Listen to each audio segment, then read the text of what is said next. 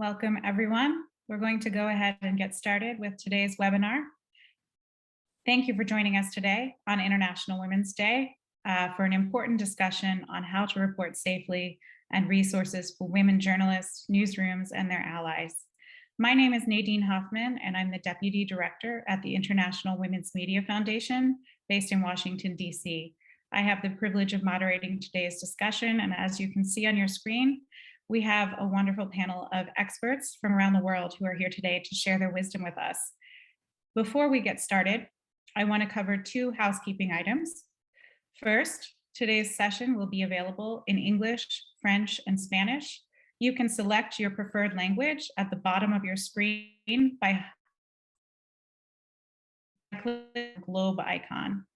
You'll be able to ask questions today using the Q&A feature in any of those three languages. Today, we're going to hear about some of the challenges that women journalists face at a time when threats against the news media are proliferating both online and offline. And I want to just take a moment at the beginning of our time together today to specifically acknowledge the threats that our colleagues of all genders are facing right now covering the conflict in Ukraine. Today, we're going to hear regional perspectives on journalist safety, as well as really practical advice from this outstanding panel of experts. The strategies that we're going to be speaking about today come from a massive online open course that was developed by UNESCO and its partners, first made available in English last year, which now is being launched in both Spanish and French. And all three of the course leaders are here with us today to their experiences. Into today's session, we'll take some time to use these courses because they're free and they were made specifically for all of you, whether you're a journalism student, whether you're a journalist working in the field, whether you're an editor, or whether you're an ally. These resources are here to help women journalists work more safely. So now I would like to turn it over to Rosenthal Alves, who is a fabulous champion of women journalists and of all of the work that we are doing here through these MOOCs. And he's the Knight Chair in Journalism, as well as the UNESCO Chair in Communication and the founder and director of the Knight Center for Journalism in the Americas at the University of Texas, Austin. So Rosenthal, please kick us off. Thank you. Thank you so much. Hello to everybody from the Knight Center for Journalism in the Americas at University of Texas at Austin. I am very proud to be here. I'm honored to it's an honor for us to participate in this amazing webinar, very timely, very necessary, with UNESCO and IWMF on the International Women's Day, and to celebrate this date with the launch of the French and Spanish editions of the self-directed online course, How to Report Safely, Strategies for Women Journalists and Their Allies. The two new courses led by in French by Elodie Viel and in Spanish by Sandra Chaer follows the success, like Nadine mentioned, of the first one in English that we presented last year as a massive open online course that was led by Allison Baskerville. The MOOC, in its version as a MOOC, it reached about 1,300 people in 121 countries. Many countries that this issue had not even been raised yet were reached by that program. And was later available in English also as a self-directed course. As the two new ones that we are launching now. We at the Knight Center are very proud and grateful for the opportunity to collaborate with UNESCO and IWMF, Nadine and her team, and the person that I'm going to be proudly introducing now, Guilherme Canella from UNESCO, have been more than partners, have been an inspiration for us, and we are very grateful to them and their teams and to the instructors who are here, who are really wonderful. So Guilherme Canella is the leader of the team in the freedom of expression part of UNESCO, and like I said, a great partner and a great inspiration, and my fellow Brazilian. So without further ado, Guilherme, please. Thank you, Rosenthal. It's always a pleasure to be in these webinars and other sorts of events co-organized with the Knight Center, and in this case also with the International Women's Media Foundation. It's always also super good to add new partners to this pool of different networks interested in developing different tools for capacity building of journalists, in this case in particularly underlining the safety of women journalists. A very, very happy International Women's Day to everyone. Although we are celebrating this day in these very challenging circumstances globally, as Nadine has already underlined, with the current situation in Eastern Europe. But beyond that, I mean, we are facing challenges for safety of journalists and women journalists everywhere. This year, we have a very interesting opportunity. That's why I think this extra offering of this MOOC in Spanish and French, and according to my team, other languages will follow.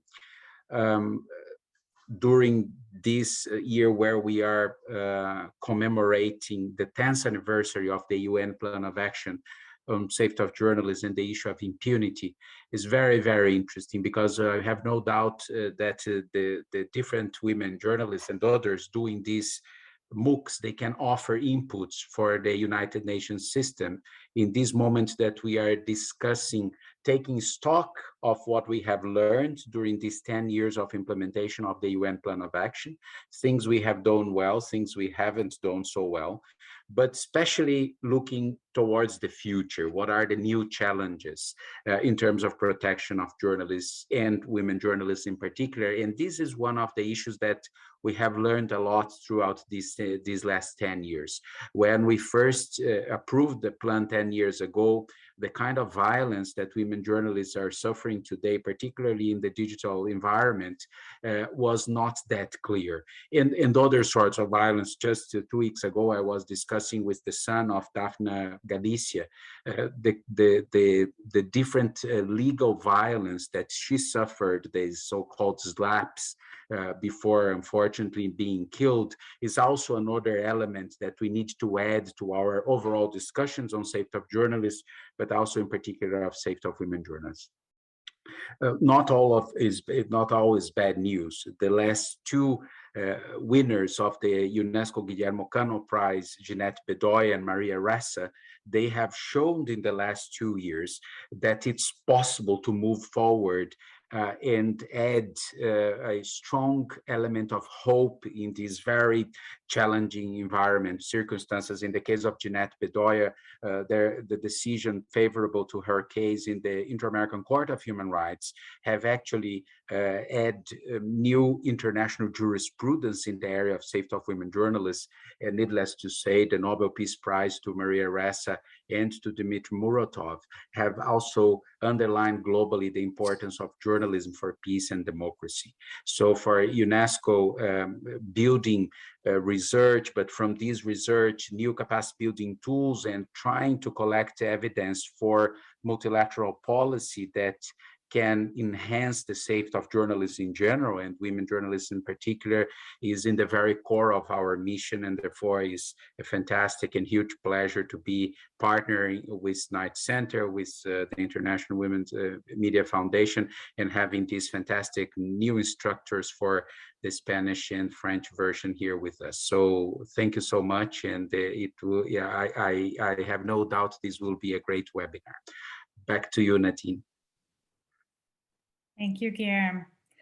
I'd like to start by turning to Allison Baskerville, who was the course instructor who developed the original MOOC in English. And Allison is a safety trainer based in the United Kingdom. She's also the founder of the safety collective ROAR and has long been a partner with the IWMF. She's also, with the IWMF, developed a program called Next Gen Safety Trainers to help us in the journalism safety field.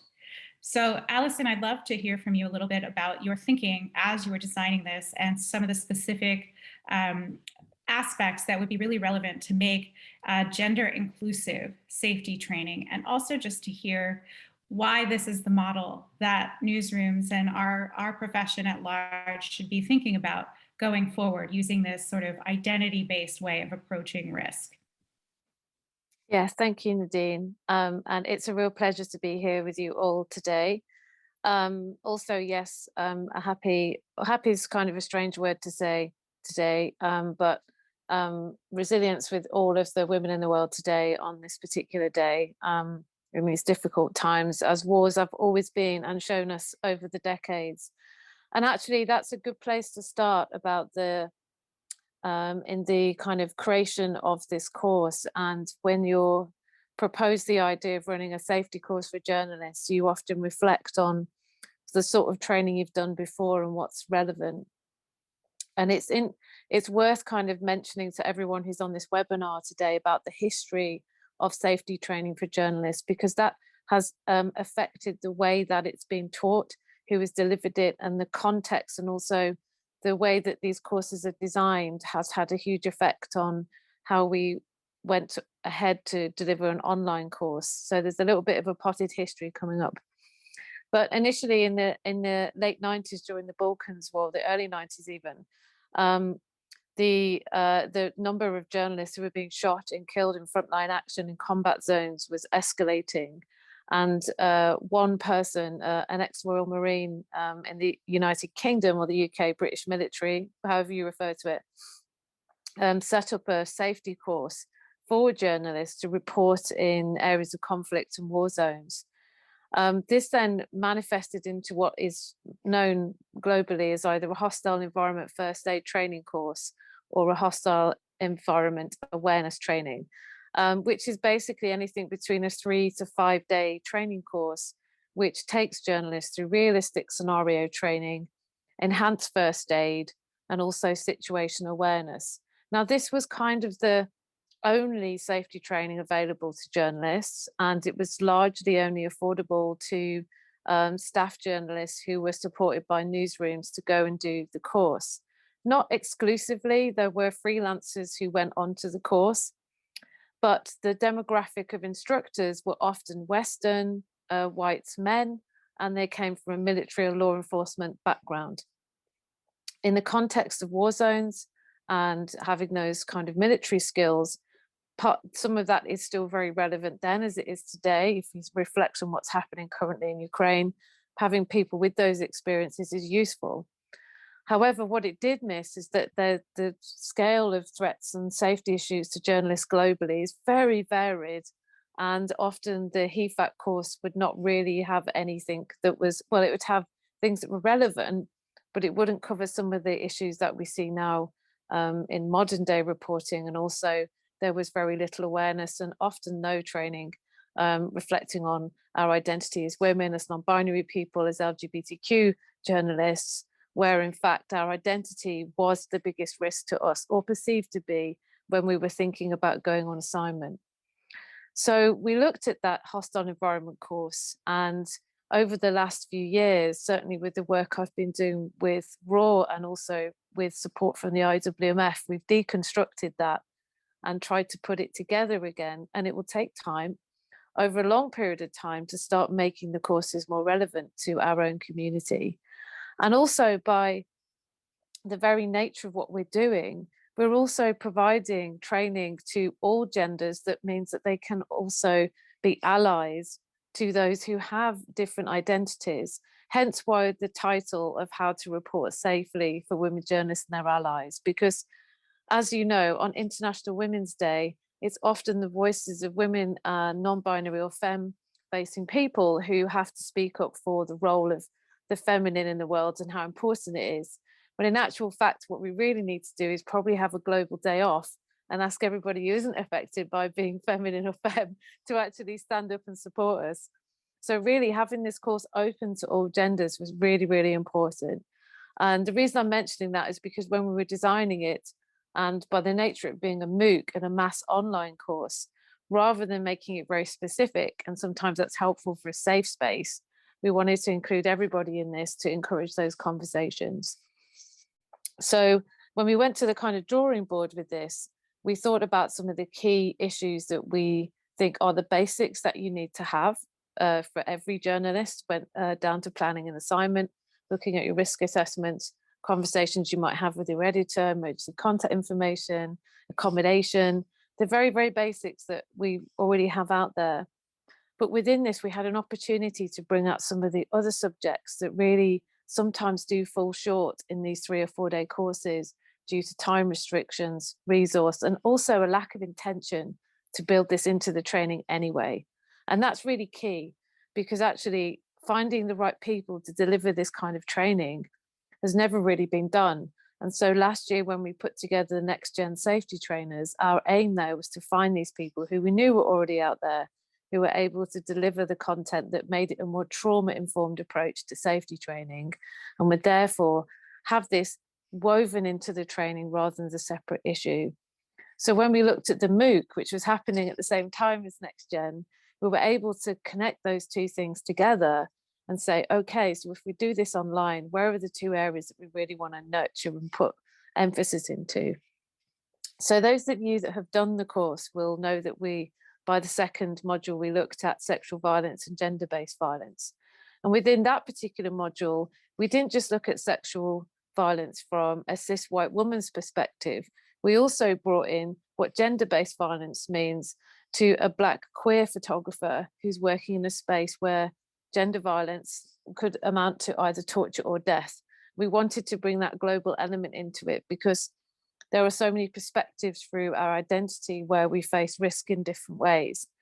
So by having those interviews with those people, we realized that we would also have a platform of people to be able to listen to them. And I think what's really great with an online course is that you can listen to them in the comfort of your own space. So if it is difficult content for you, you're not kind of in a classroom setting where you're watching a video or listening to something, and that feels like it could be quite triggering or quite hard to process.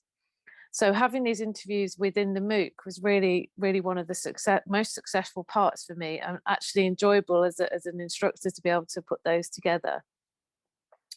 And the design of the MOOC was to be very interactive. And I would say over that module and the module we did around mental health, they were the most active when it came to questions, asking tons of questions, a lot more interaction. And I think that showed what was missing in the kind of space of like safety awareness, situation awareness, and safety training for journalists as a whole.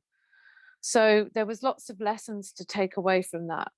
And it's kind of given us, certainly myself and those that I work with, including the IWMF, I know are about to launch more heat courses this year, but also it's given us some hope and some resource to be able to take this kind of training forward, to make sure that journalists all over the world are able to experience some form of safety training, and they don't have to just go on a HEFAC course to be able to cover difficult subjects. Because as already alluded to at the start of this seminar, some of those threats are purely digital.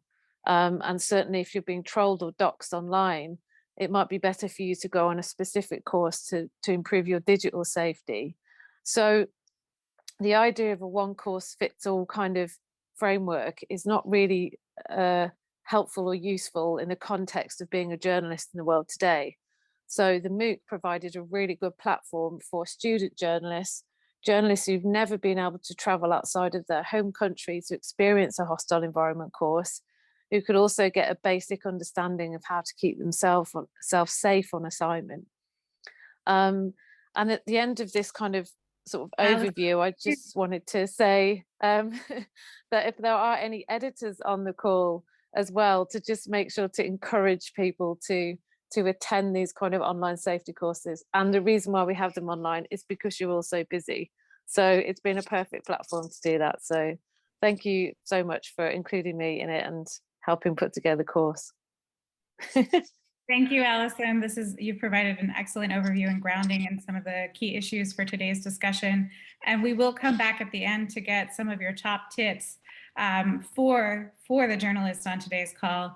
But what you said, I think, is important, that there is not sort of one size fits all.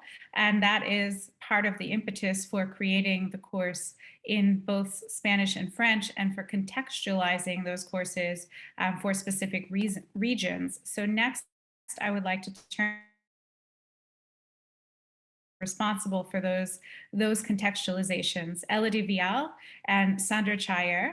And I'd like to hear from both of you. I'd like to start with Elodie and ask if you could tell us a little bit about the specific issues that you saw as you were developing the contextualization for our Francophone course, which I believe focuses specifically on some of the concerns of journalists in Francophone Africa.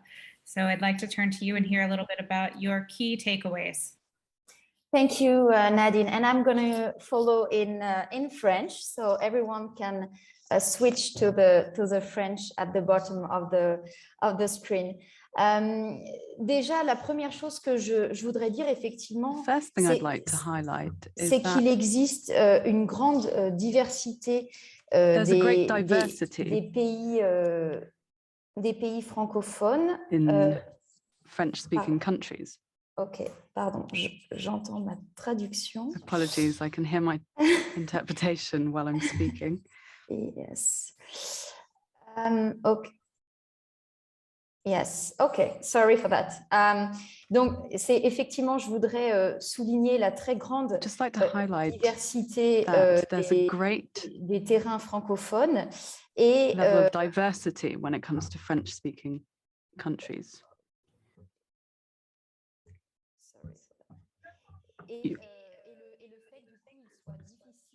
And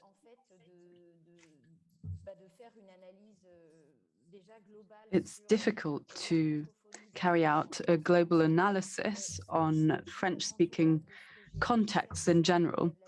In any case, what I've observed when it comes to the addressing of security issues in Anglo-Saxon and French-speaking countries, the focus on journalist safety is less present in French newsrooms. Now, of course, it's difficult to make any sweeping generalizations because it will depend on the specific newsrooms. But the issue of the inclusion of women journalists seems to be more of a priority in English-speaking countries for the time being. It's also important to understand the context. For many newsrooms nowadays, there's the issue of economic survival. It's very difficult to channel resources towards these issues. There's political and economic pressures facing these newsrooms. And what I really appreciated in the original course, Allison's course, was the need for women journalists to and their allies to recognize, acknowledge these security issues. And a lot of the time, we're prevented from expressing these concerns because there's a sort of self-censorship that takes place. I began working 20 years ago in this profession, and one of the first things that I was told was that I needed a thick skin because harassment and other types of attacks against freedom of expression are quite rife among women journalists. The report of UNESCO and the IWMF last year showed that around 70% of women journalists have suffered from cyber harassment. So, of course, we need to be encouraging these women to speak out.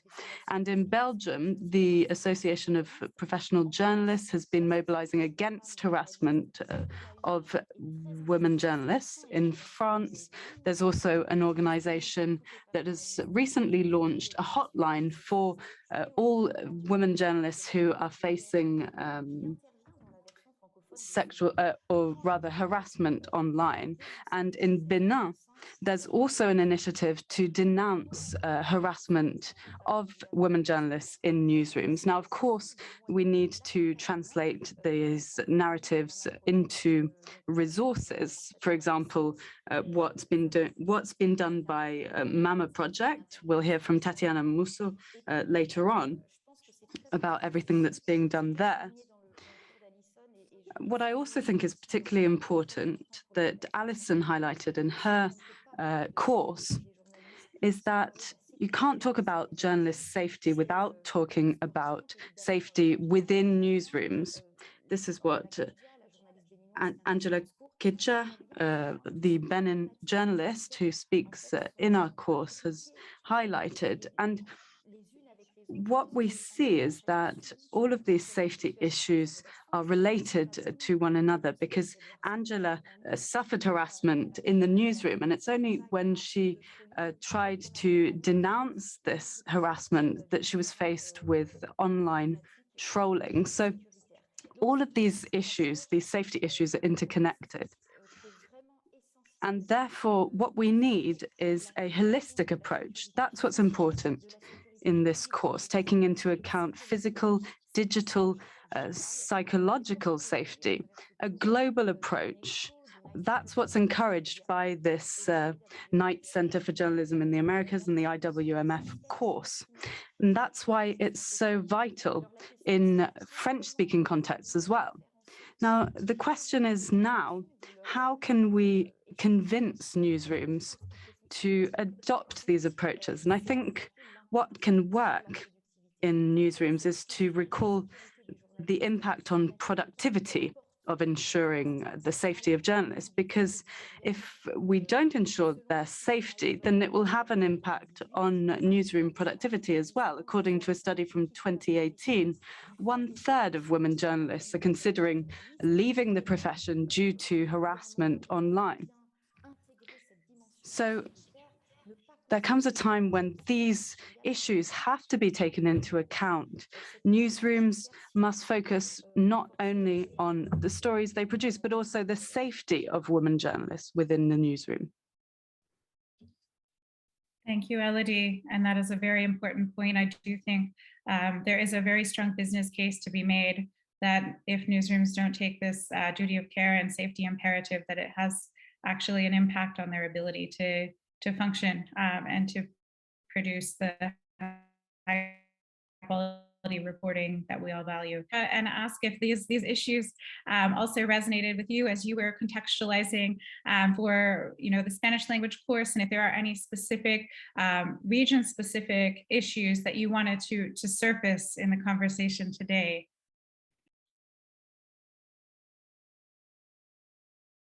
Sí, ahí voy a apagar. Ahí está. Ahí apagué para la traducción. Muchas gracias. Thank you very much, Nadine. Yes, as regards the region-specific context, what we've noted is that perhaps the original course in English was more focused towards issues relating to safety in traditional conflicts, for example, the war that we're seeing nowadays in Ukraine or in the Middle East, for example. And this didn't really apply to our situation in Latin America.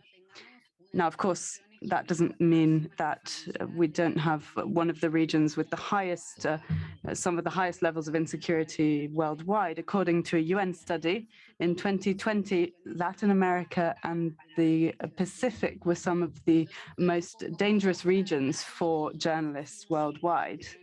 So what we decided to do with the Spanish version was to address conflicts as they arise in our region. For example, covering political and social protests, which are very widespread in Latin America. These are spaces where there can be a lot of safety issues. There's sometimes cases of repression against protesters, but also against journalists who are covering these events.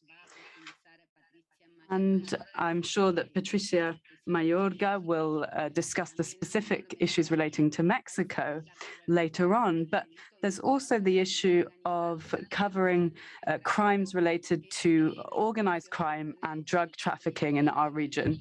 And these stories jeopardize the physical and well-being and safety of journalists in our region. Now, there was a report on freedom of expression in 2020, which showed that there has been a significant number of journalists killed in our region, 8 of which took place in Mexico.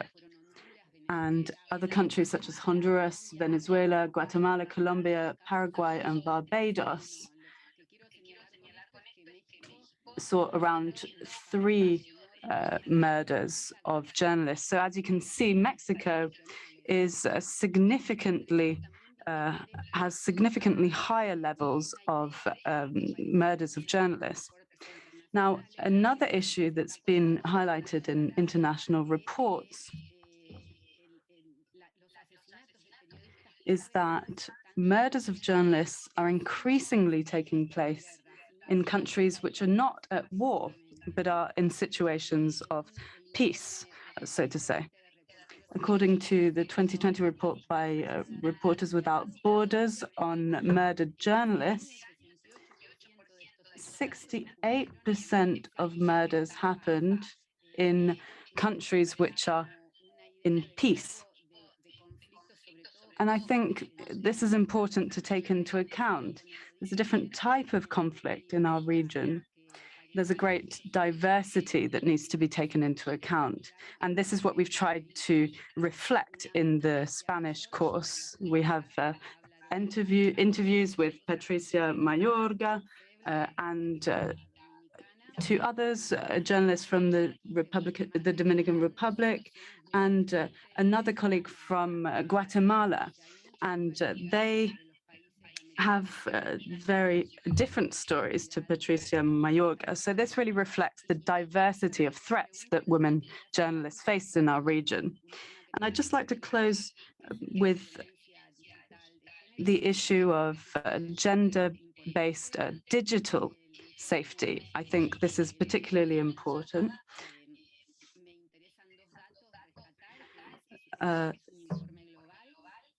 There's a global report that showed that 20% of respondents reported that violence that they'd suffered online had translated into violence offline. And this is important because a lot of the time we tend to assume that online violence is less of an issue, but that's not the case, because it has an impact, but it also has an impact offline.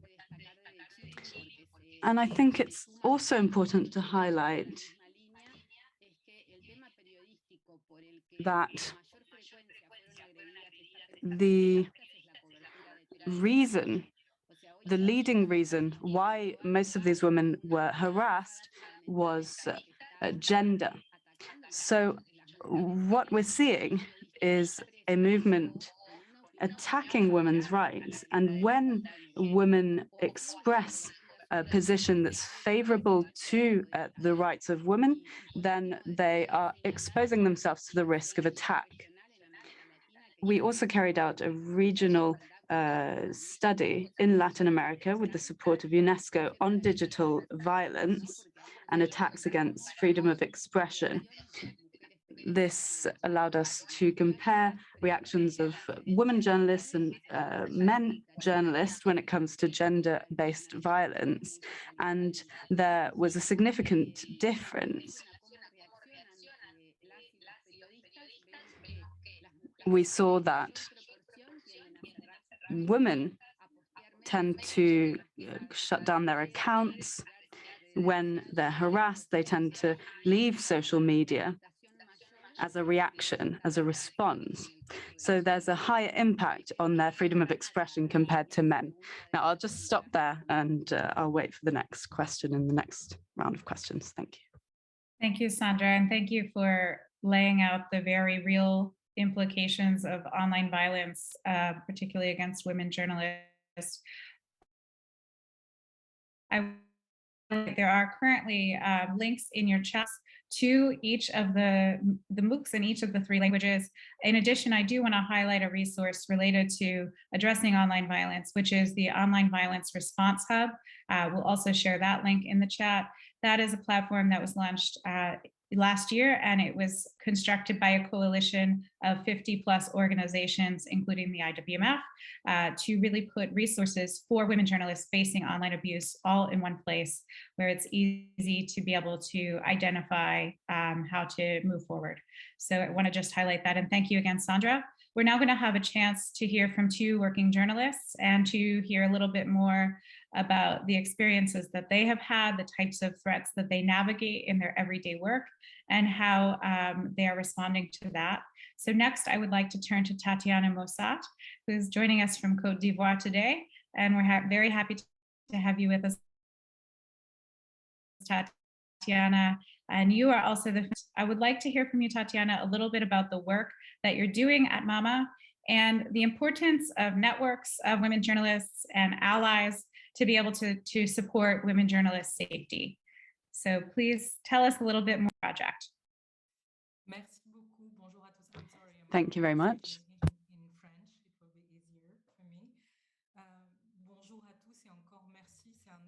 Good afternoon, and thank you once again. It's an honor for MAMA Project, which is a very young organization, to take part in this event.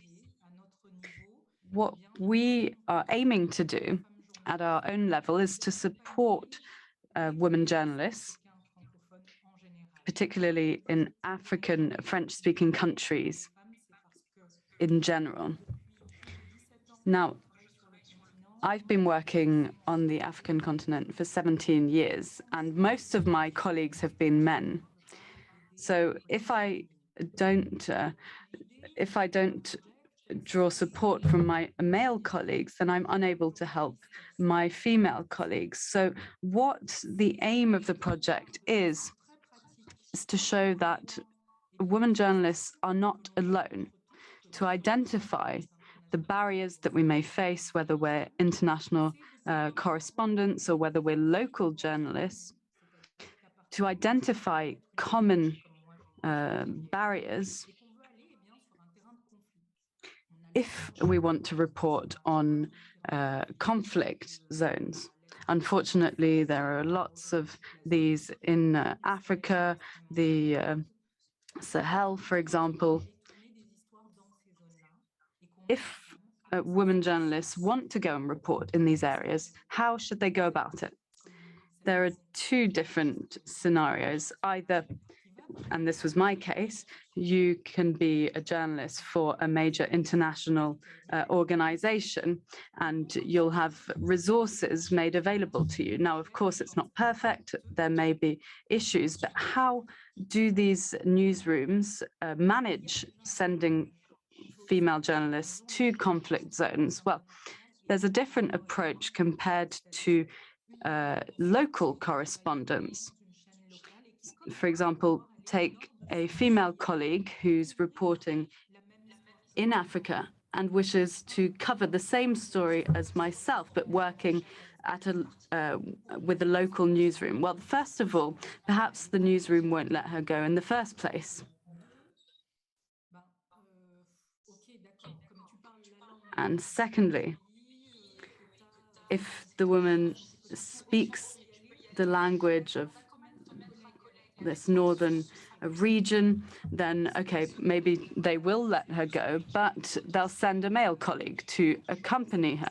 And that means that she's at risk of harassment, sexual harassment or moral harassment from the male colleague, but also the male colleague may end up keeping the money from the assignment. So the risks that women face are psychological, physical, but also digital. Mama Project aims to open up the closets where all of these issues have been covered up for a long time, to come out and say that we need to speak about these issues within newsrooms. That's the first step. And then secondly, once we've accepted to talk about it, and that's very important because there's a big taboo in our profession regarding speaking out. This can be for economic reasons or others. In some cases, making a living is more important than coming out and saying that you're harassed in work. So once these obstacles have been overcome, you need to look at what the next steps are. In French-speaking Africa, we tend to say that we're together. That means that we're not alone in the face of difficulties, in the face of anxieties. If you're worried or concerned that your newsroom has been overlooking you for certain assignments. I've been covering many regions of Africa, Southern Africa, Western Africa, and Eastern Africa, and particularly conflict areas.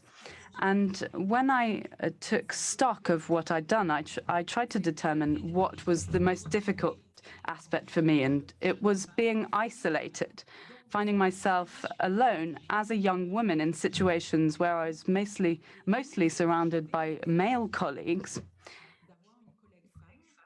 And I really would have liked to have a female colleague, a senior colleague, who I could have asked, have you already been in the Chad with 3 male colleagues who are drinking whiskey at the end of the day and who are encouraging you to do the same?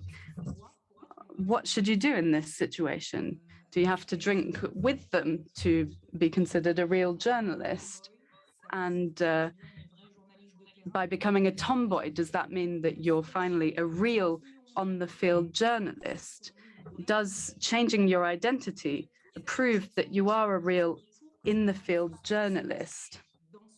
So that for women to feel safe in this profession, do they need to struggle? And I would say no. Why should they? I did, because that was my experience. But today, do we need to change so that you feel safe? Why is it not up to the environment to change? And this is the same that school bullying, it's not up to the victim to change, it's up to the environment to change. And with Mama Project, what we have tried to do at our own level with the tools we have, thanks to UNESCO, thanks to IWMF, and thanks to all the other players that are involved, we have tried to make use of these concrete tools and to adapt them, to translate them. And I'd really like to thank Elodie Vial, who has called upon us to adapt the course in French. And this has been very precious. You simply cannot imagine the impact of the course on our participants, both women and men. Overnight, we simply asked them, have you already been the victims of harassment in your profession? And everybody said, no, no, no, no, no. Even the women, they said, no, no, that's for whites. This is what they say. These are concerns for the West. We don't have that sort of problem, right? Okay, let's set up the course. So we set up the course, and they faced issues of trolling, and so they suddenly said, oh, when I saw that on my Facebook page, is that what it was? When I have messages from colleagues late at night who insult me, who say that I'm no good, and if this happens every day for a month, so I am a victim of harassment. And at the end of the several hours of course, and we go through these terms and tools that are new for them. And at the end of the course, with Mama Project, we had a debriefing. Why? Because it was very heavy, because we delved deep into issues that have never been spoken. And the success of your tool is in the debriefing. And if you could see the impact that this had on journalists with long experience who are convinced that this only happens to other people, and to be able to say to them, it may not have happened to you, but you have the power to help a colleague, another woman journalist, to participate in changing the environment, as I was saying.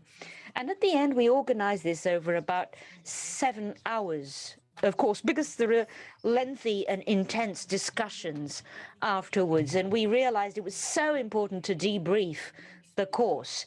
And we get people talking, and it's very, very positive for them. And we get a lot of returns on this course saying, well, why don't you do this in the newsroom?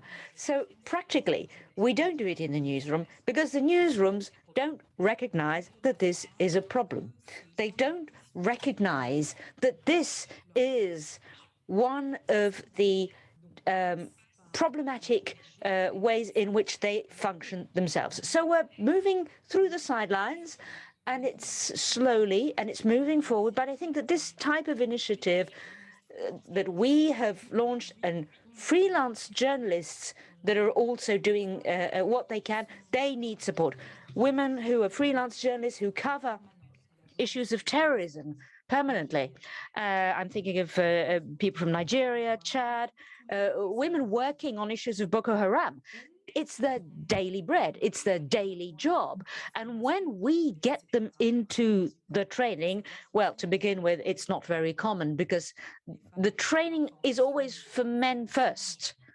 Right. And women get the information because they picked up a document on a desk, or because somebody said, well, I'm following such and such a training course. Aren't you coming? And they don't know about it. And so we fetch these isolated women who cover issues of extremism, terrorism, and even daily violence to say, you're not alone. We're with you. And we have tools. And other women exist around the world who've been thinking about these issues and who have thought about what to do. And there are men who are worried about what's happening to women journalists. And we are trying to be just a conduit with Mama Project. Tatiana, thank you so much for the work that you're doing, and it's an inspiration to hear about your project, especially the focus on journalists who are working in, smaller local newsrooms who don't have that international backing and support. So I really appreciate your work. And next, I would like to turn to Patricia Mayorga Ordonez, who is an investigative journalist working in Mexico.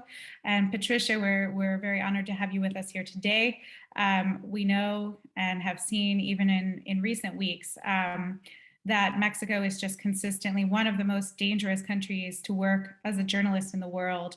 And really want to hear from you today how you're able to navigate those threats, and specifically if you think that gender plays any role, and how you incorporate that in the safety measures that you put into practice working in such a high-risk environment.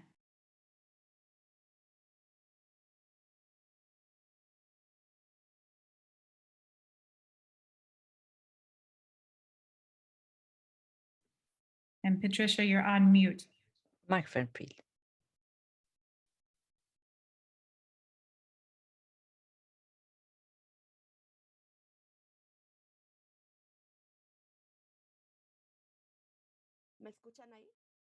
Can you hear me now?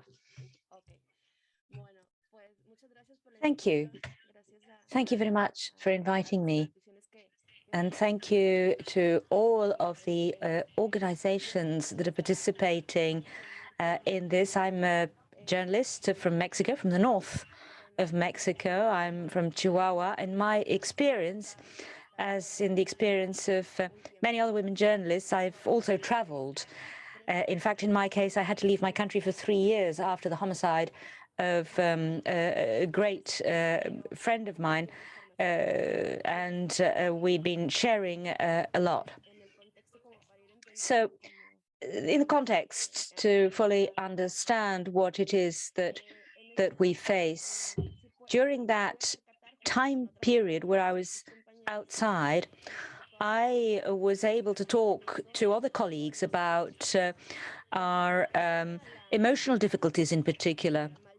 When the so-called war against drug trafficking of the Calderon government started, there was a lot of violence, especially in the north. Now it's the rest of the country as well, but initially it was just in the north. And that is our region. This is where our families are, our friends. This is where we live. And I say this because sometimes we are presented as war correspondents, but a war correspondent gets ready psychologically, even economically, to move to a war zone. In our case, the war came to us. And this has happened elsewhere in Latin America and in other countries as well. So we tried to ensure that we had physical safety, to make sure where we went, make sure we had a backup plan. And then there was the issue of digital safety. And this is also something that we've had to update on because it was very sudden. And this was about 10 years ago. And when these issues turned up, we tried to cover everything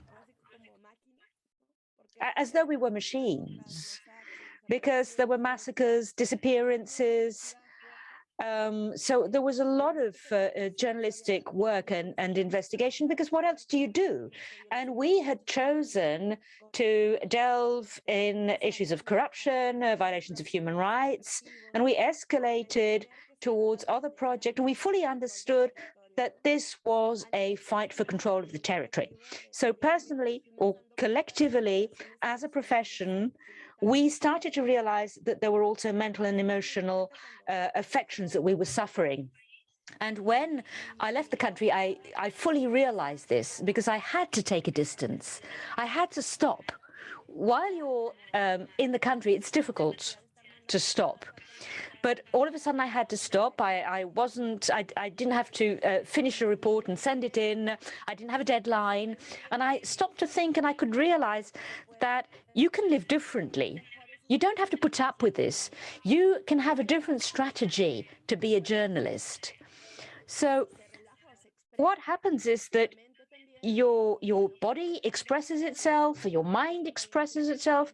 And I saw this in myself and in other colleagues, and we've shared this issue. We all have the white page syndrome, which is very frustrating, because in your daily job, you need to finish that report and you need to send it in. And sometimes it's extremely painful, but you don't stop to think about it. And when you take that distance, I realized that it was difficult to sit down and write and prepare a report.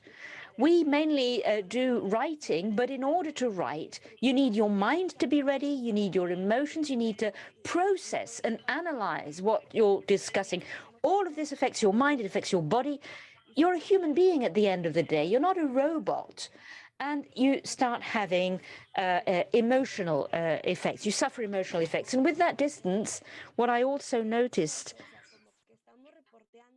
is that every day of your life, you're reporting, you're talking about these issues when you can. And sometimes it's not possible because there's a lot of money from the federal government or from the local governments, and sometimes you can't even get published.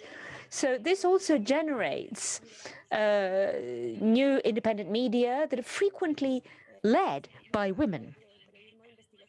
So this investigative journalism in Mexico that has been developing is mainly led and conducted by women in most cases.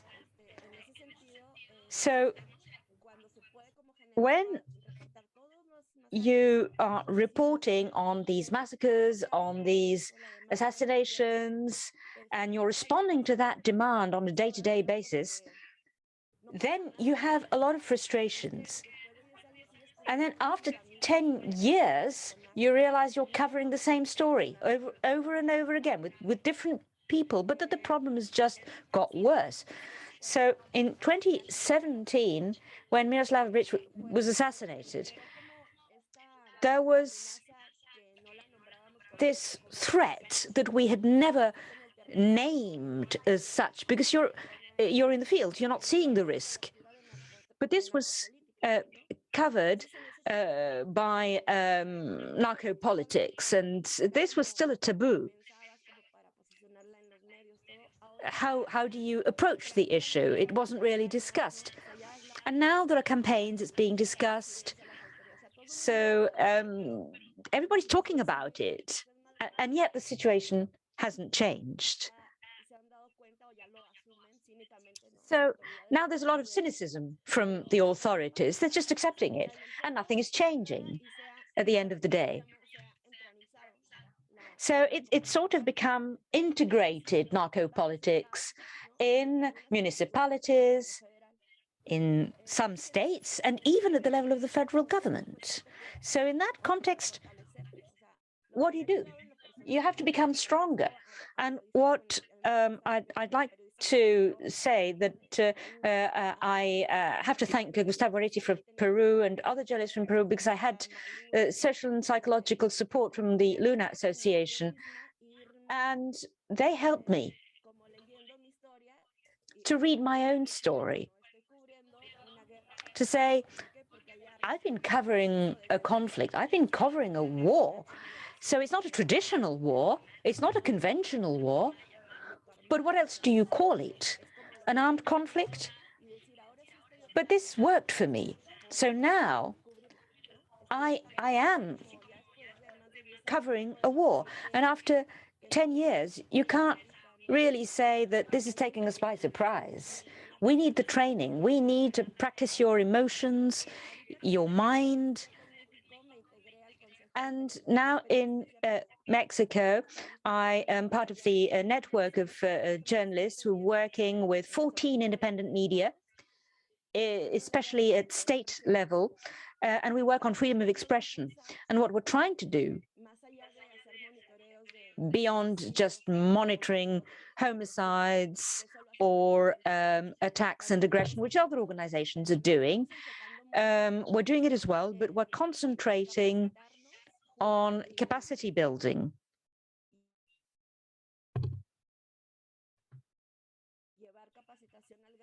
And this capacity building for the profession to work on analysis.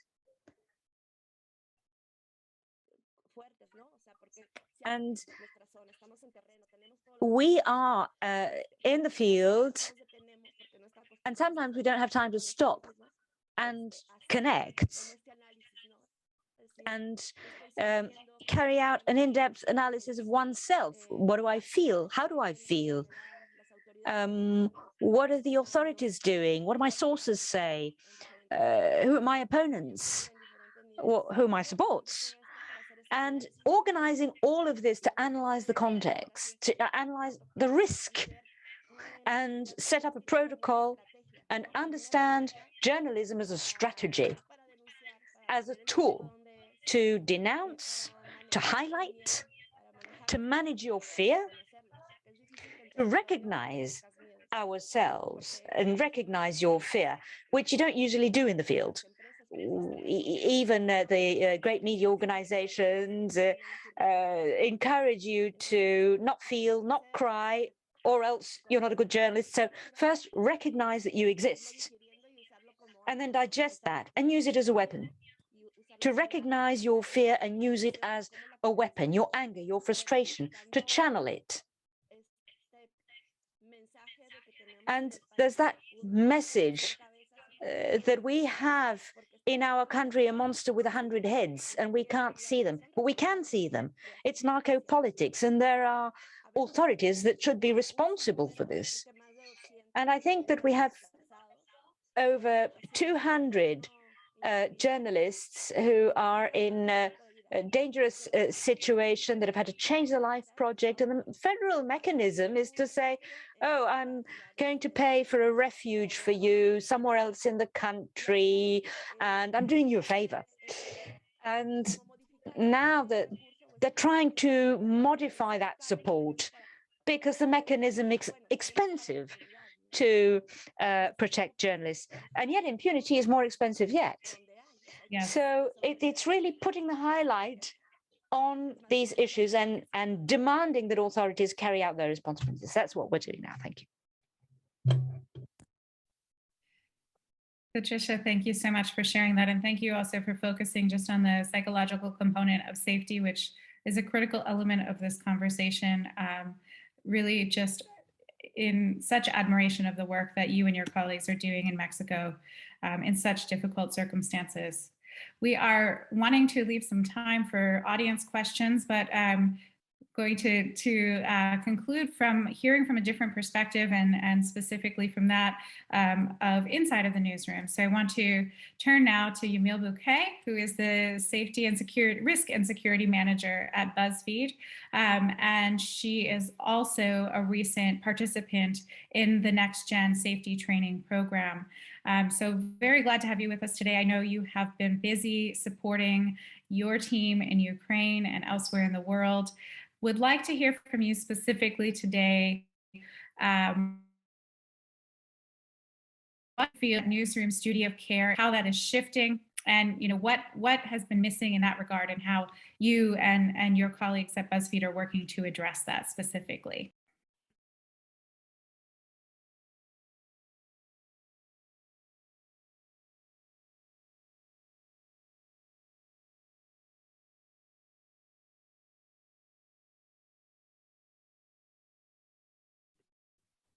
I think we may be having a volume issue. I'm not hearing you.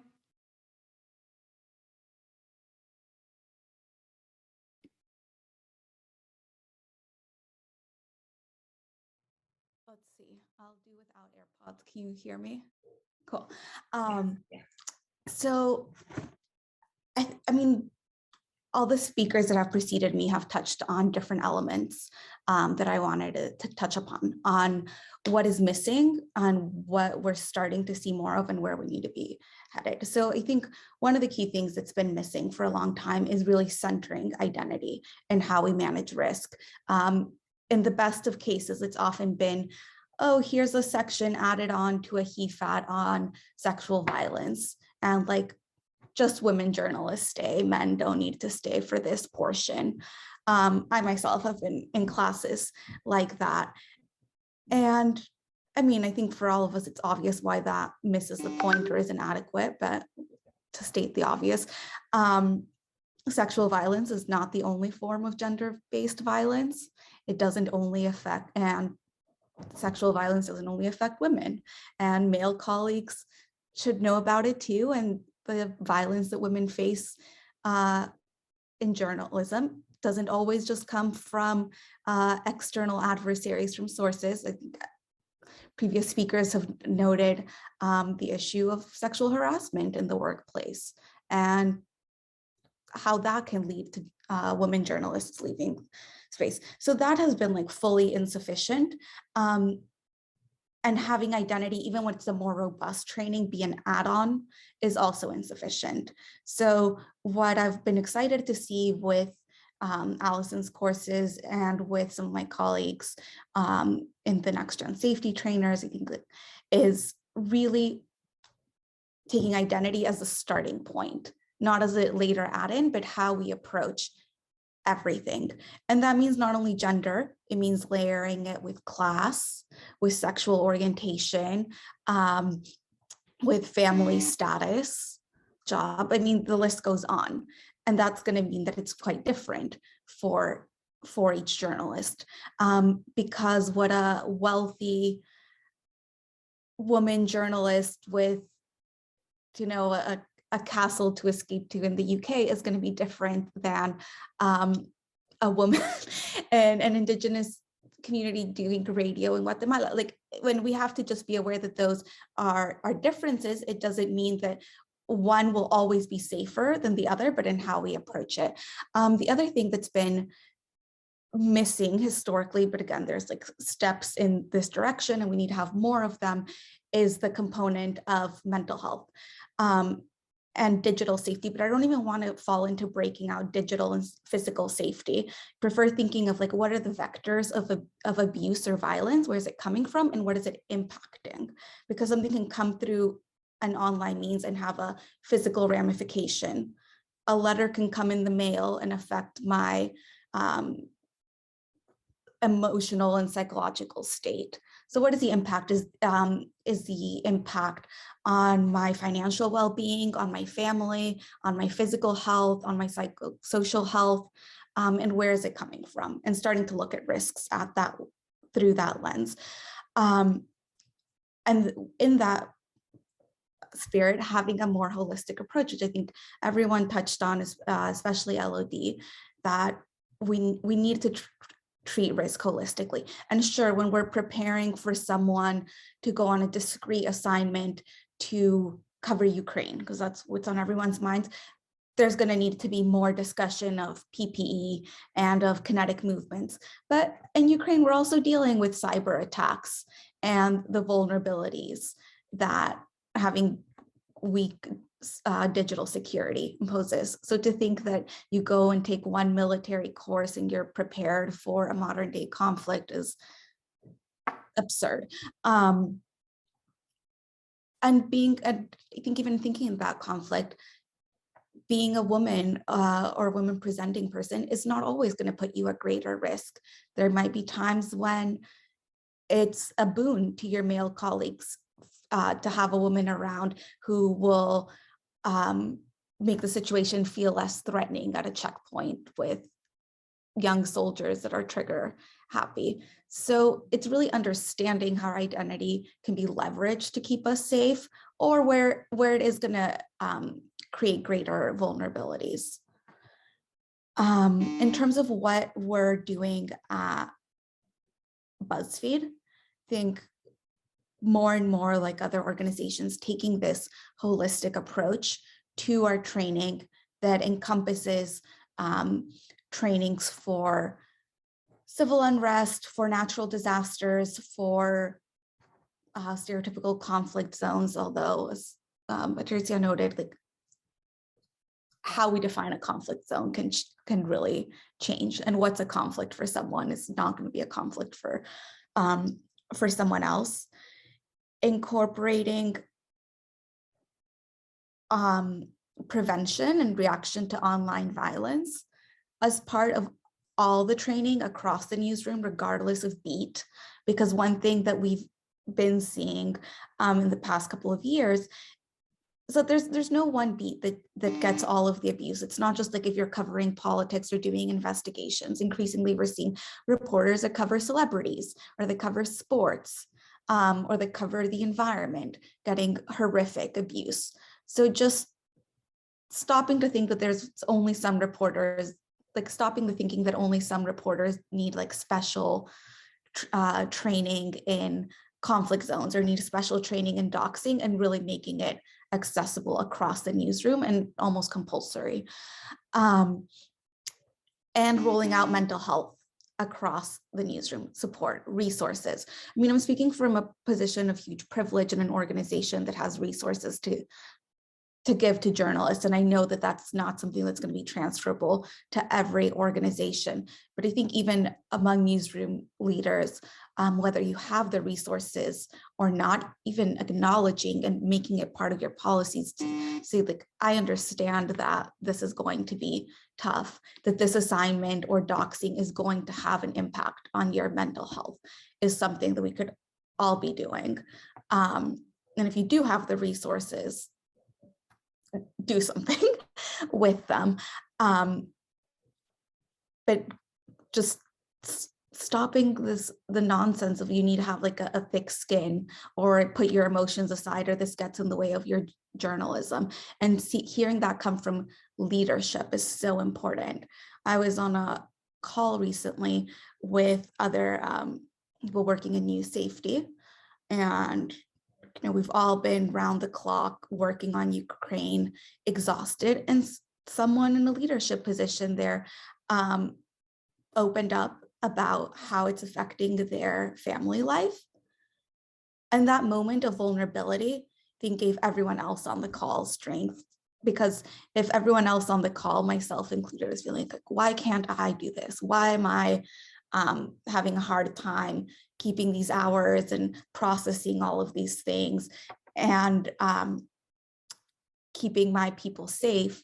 The moment I could feel like I'm not the only one, like this is a normal human response, that gave me strength. That gave me the ability to be like, okay, no shame, let's move on. So in terms of what I'd like from news leadership and to see more and more of is this kind of understanding and acknowledgement of the risks needing to happen less from the journalists who maybe are experiencing that and coming more from the editors and just incorporating it into policies to normalize it in the newsroom, to normalize all of these risks and their impacts.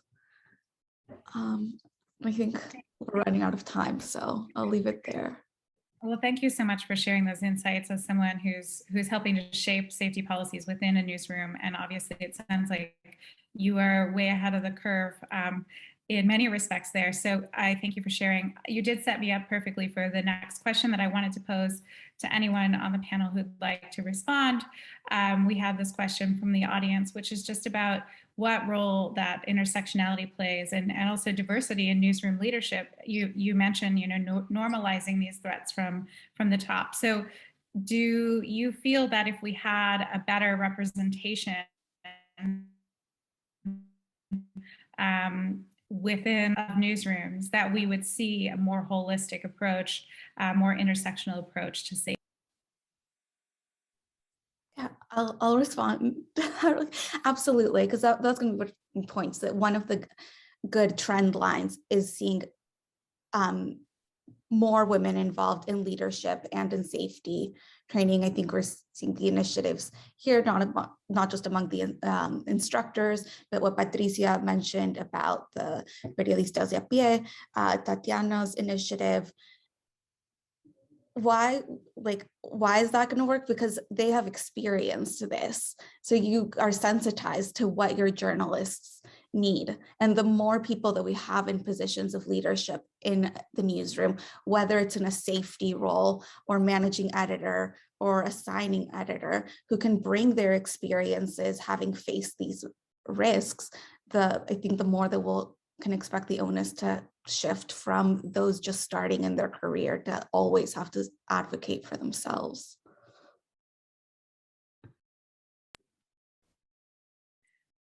Thank you. I'm getting a lot of questions and I'm going to take as many as I can. And then I will also be circling back at the end to ask each of you to share one of your top safety tips that you've picked up in all of your years of experience. So please be thinking about that. One of the questions we had was about sort of this lull of silence, and particularly, Tatiana, you mentioned this about how sexual harassment in newsrooms is not spoken of for a lot of reasons. And I'd like to address this one to Allison, actually, if this is something that you've seen in other contexts in your work, and how newsrooms can better address this problem of threats and violence that are coming actually from inside the newsroom. Yeah, I think it feels like a recent issue, but only because we've made it more visible and talked about it. But it's been going on for decades, right? In the course of history within the newsrooms, abuse of power and position from people in editorial roles.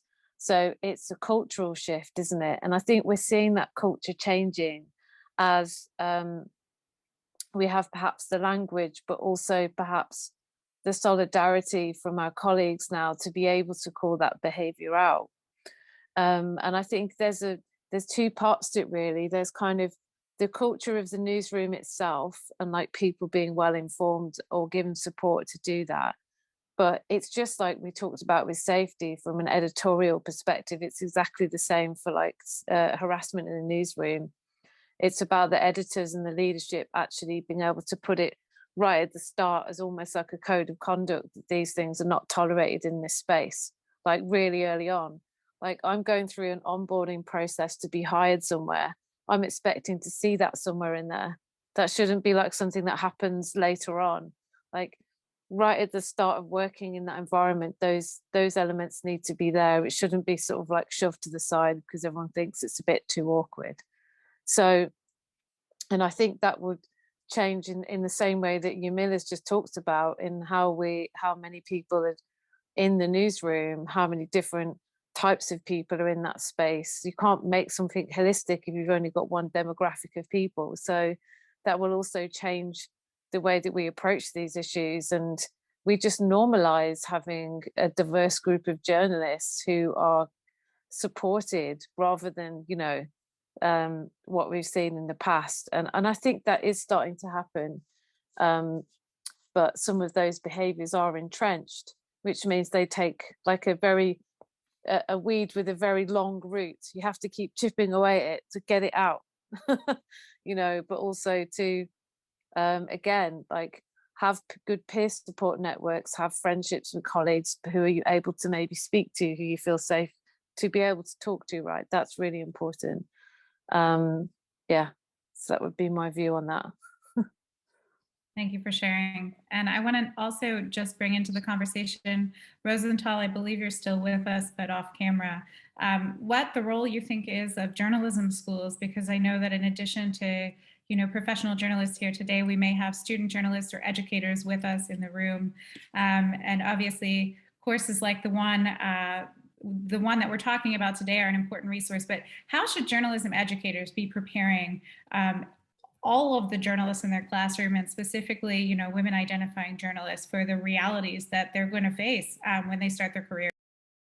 Yeah, well, I think it's very important, and it's a new thing. I appreciate when Allison started showing that the origins of the safety training, etc.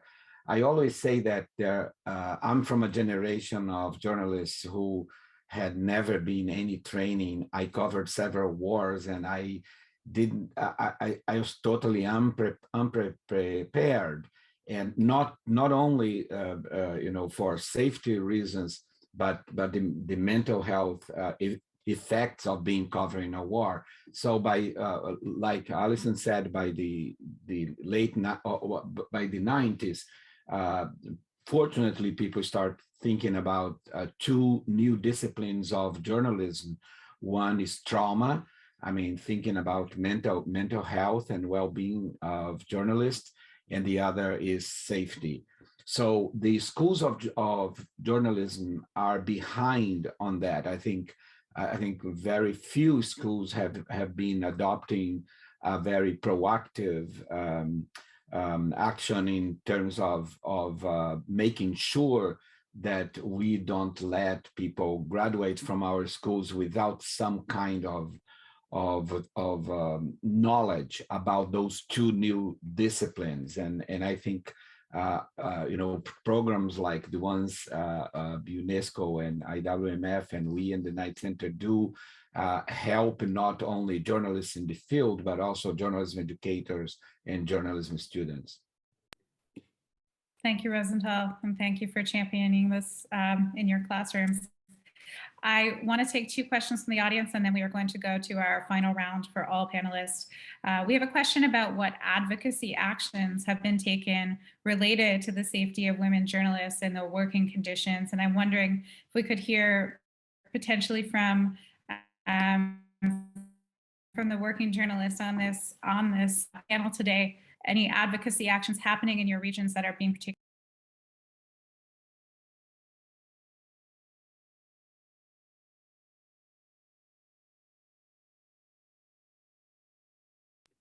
Would anyone like to speak about advocacy around journalist safety that you've seen in action that is having an impact? Elodie, yes. Yeah, sorry. Yes, let me pressure in French. Je pense vraiment qu'aujourd'hui, ce qu'il est. I really think that today, what's most important to do is to mobilize newsrooms regarding these issues of productivity, adopting a pragmatic approach, perhaps. we can tell newsrooms that it's important to include female journalists or to respect international standards. And that's a good step, but it's not necessarily going to have a transformative impact. However, by demonstrating that the newsrooms may end up losing resources, money, or even in terms of their reputation, if they end up facing reports on a lack of inclusion of women journalists, they may end up in a difficult situation. So I think this is a vital issue today. Now, newsrooms are being asked to do a lot at a time where they may be in a fragile situation, but I think it's not enough to say that we're going to diversify voices within the newsroom and to include female journalists, but then to not actually implement the resources that would allow this to happen. Thank you, Elodie. Any other thoughts on that? Yes, Tatiana, please go ahead.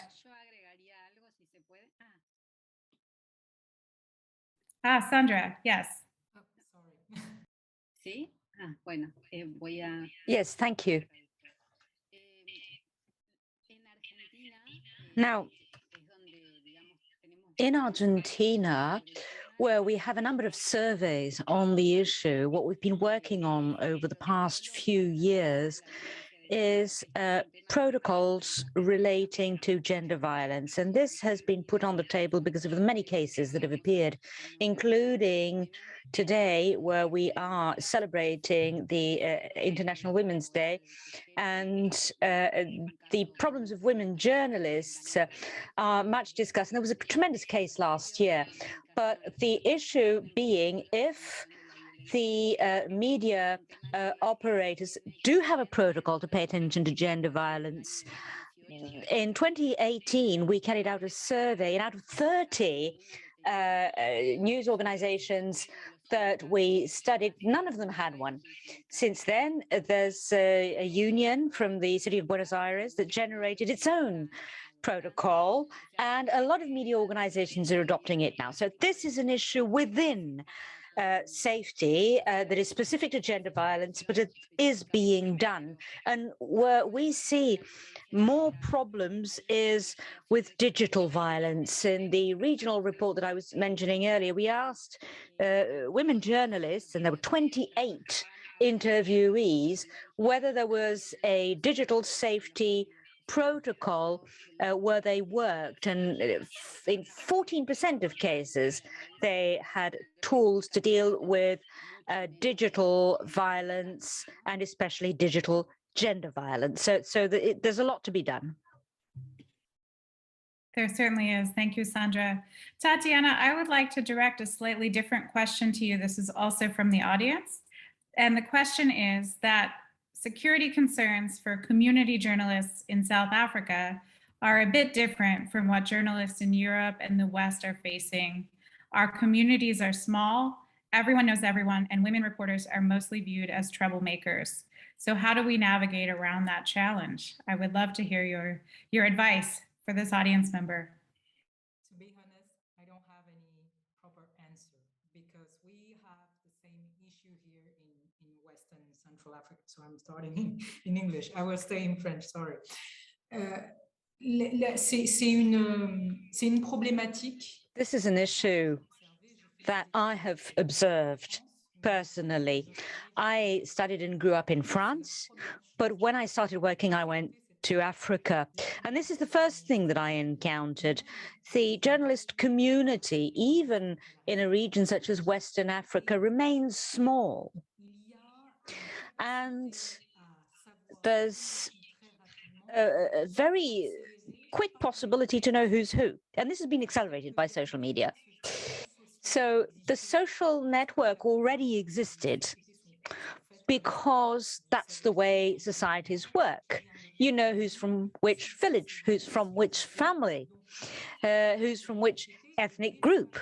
So society is already built up in such a way that people know each other. Now, when you are in a profession where there are few professionals, in Côte d'Ivoire, there's about 20% of women journalists, and the figures increased by 3% since 2019. So very quickly, within the 20% of women journalists, you know who they are. And very quickly, you know who they're married to, where they live, how they work. And the best protection that we have today for journalists, men and women, is to set a distance between their professional life and their private life. And there's a difference in the French language that does not exist in English. It's when you say vous or tu to someone. And this is one of the very first rules that you learn in journalism school. It's you can't be on first name terms with the minister. There has to be a distance. And if you start with that distance, with a physical position and with an ability to set a distance between you and him, it's just one step, but it's a step. And that proximity, unfortunately, which can turn to a threat for politicians, for heads of companies who believe that journalists are only there to destabilize and set up plots, that exists, unfortunately, everywhere, as much in French-speaking as in English-speaking Africa. And only training, I think, can deconstruct that idea and raise awareness on both sides. And in our training, we are offering both interviewees and interviewers to teach them what a journalist is. We are not here to be a threat, but also to understand how they work. So we are trying as much as possible to create a dialogue between the different sides. And this is something that is being set up slowly. We hope that we can multiply this and multiply examples, but it is one possibility, which unfortunately is only just beginning, but we're looking into it. Thank you, Tatiana. And you have actually set us off already on our final task today, which is to share one top tip, one important piece of safety advice that you would like our audience to hear today. And I think you've just done that in separating the personal and professional presence as a journalist. We have 3 minutes left. We have to go very quickly. I'd like to turn to Allison next, if you have one top tip for us.